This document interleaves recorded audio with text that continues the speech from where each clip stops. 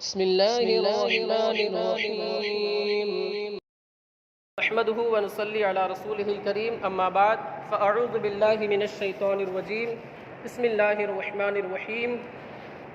فمن حاجك فيه من بعد ما جاءك من العلم فقل تعالوا ندعو أبناءنا وأبناءكم ونساءنا ونساءكم وأنفسنا وأنفسكم ثم نبتهل فنجعل لعنة الله على الكاذبين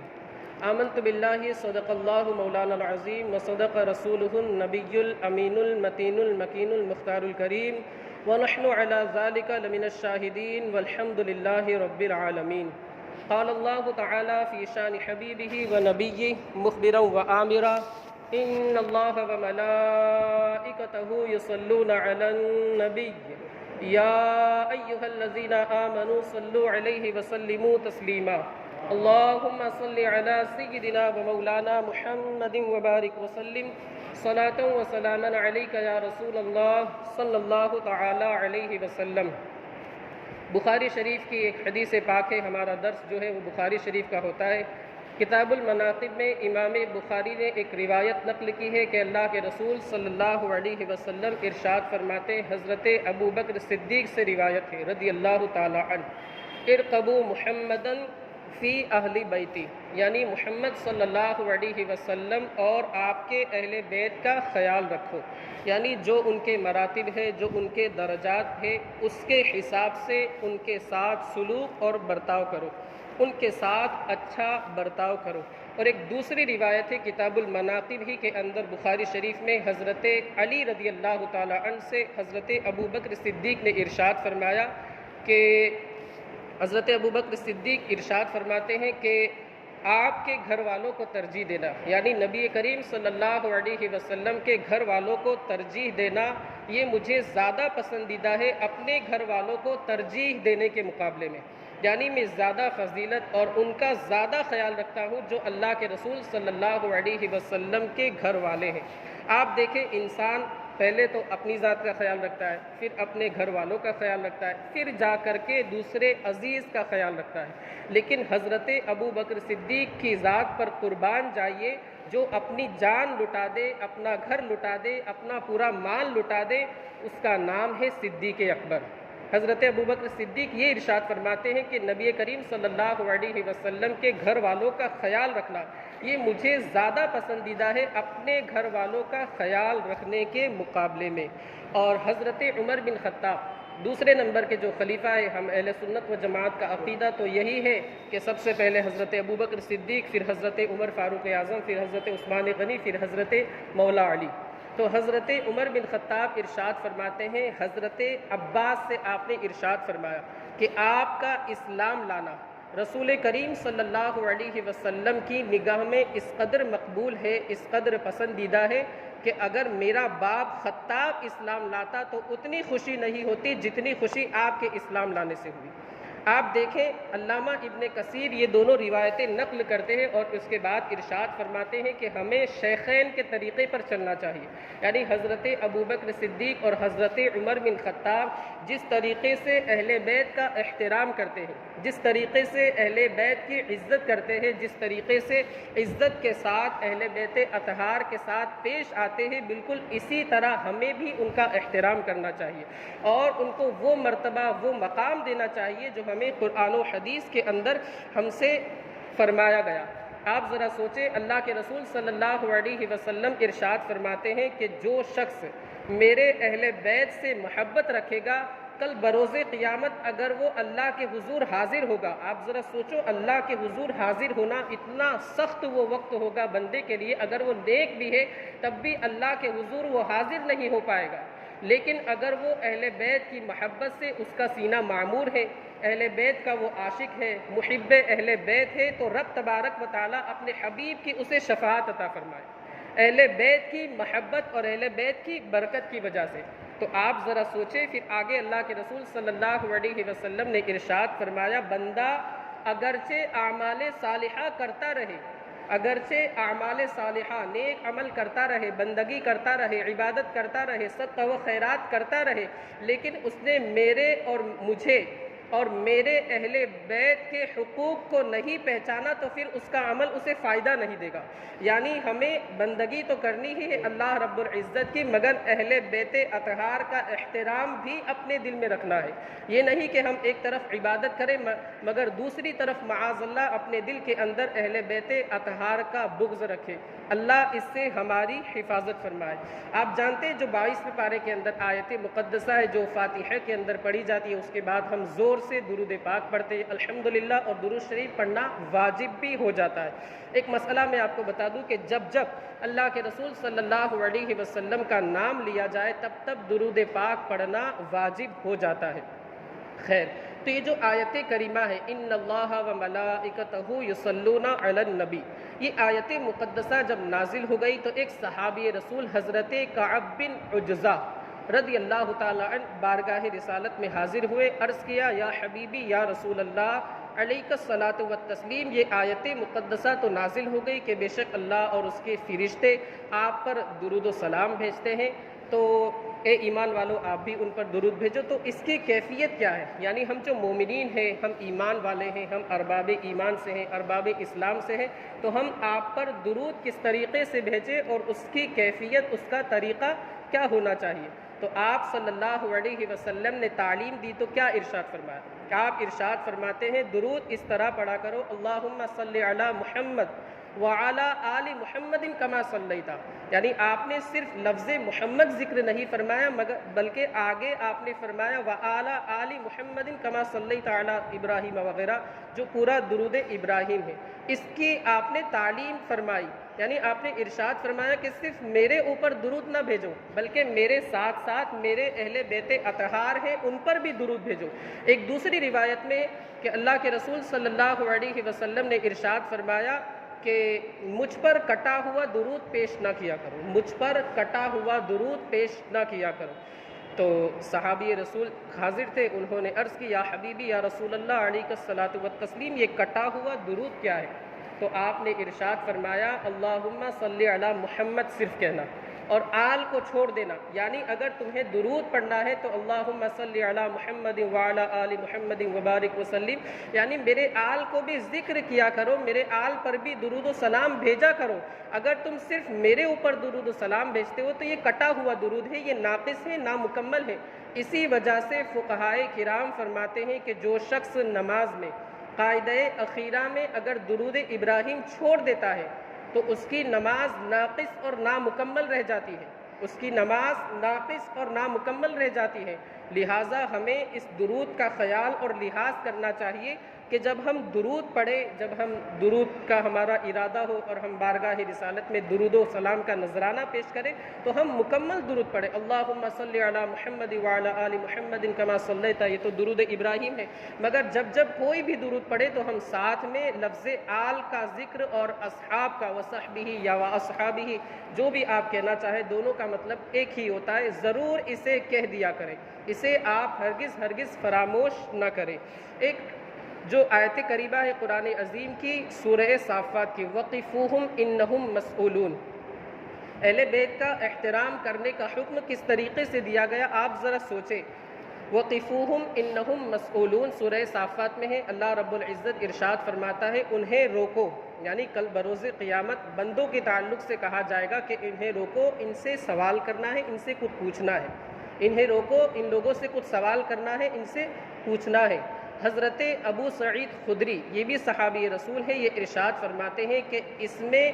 جو پوچھنا ہے، جس چیز کا سوال کرنا ہے وہ یہ ہے کہ ان لوگوں سے پوچھا جائے گا کہ تم نے حضرت علی اور ان کے گھر والوں کے تعلق سے کیسا عقیدہ رکھا۔ اب آپ ذرا سوچو کسی بندے نے اگر معاذ اللہ اپنے دل کے اندر بغض علی کو بڑھاوا دیا، معاذ اللہ بغض علی کو اس نے اپنے دل کے اندر پنپنے دیا، حضرت علی کی معاذ اللہ اس نے عداوت رکھی، اہل بیت اطہار کی عداوت اور ان کی دشمنی سے اپنے سینے کو اس نے بھرا ہوا رکھا، تو معاذ اللہ پھر اس کا انجام کیا ہوگا یہ آپ بخوبی جانتے ہیں۔ ظاہر سی بات ہے پھر اس کی پکڑ ہوگی، کیونکہ اللہ فرما رہا ہے انہیں روکو، ان سے کچھ پوچھنا ہے۔ مطلب یہ ہے کہ اگر بندہ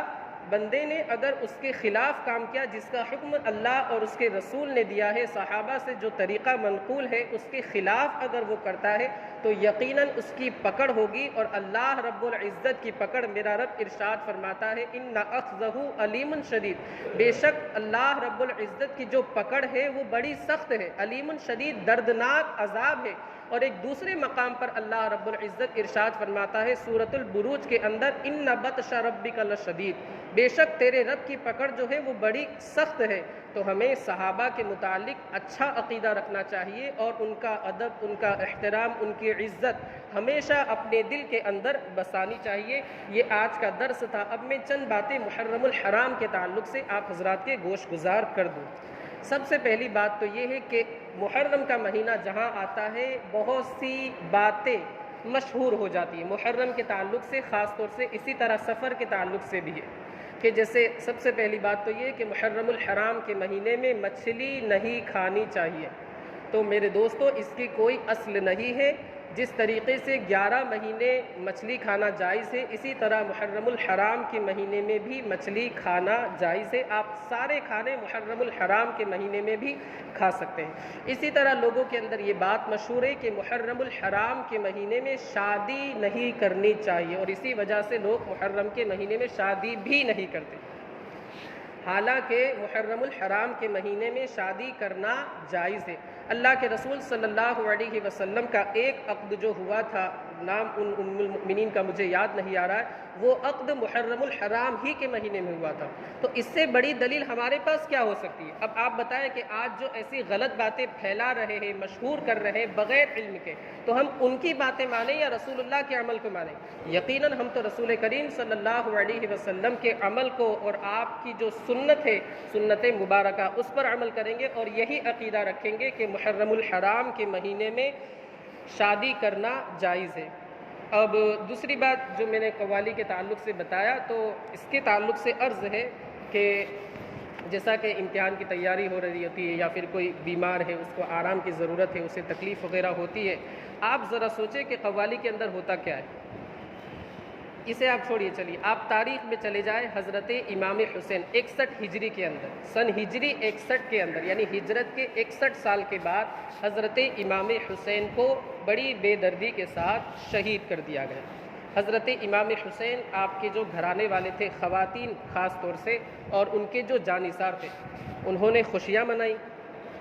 آپ حضرات بتائیں، سارے لوگ بولے انہوں نے خوشیاں بنائی؟ نہیں، معاذ اللہ، جب ان کے گھر والے، ان کا پورا گھرانہ شہید ہو گیا تو جو خواتین ہیں، جو ان کے جانثار ہیں، وہ تو خوشیاں نہیں منا سکتے۔ اب ظاہر سی بات ہے، انسان خوشیاں منا کر کے اس میں ڈھول بجائے گا، تو جب انہوں نے خوشیاں ہی نہیں منائی، غم کا ماحول تھا، تو ڈھول بجانے کی تو نوبت نہیں آئی، ڈھول انہوں نے نہیں بجایا، نہ اس میں میوزک، مزامیر وغیرہ تھے۔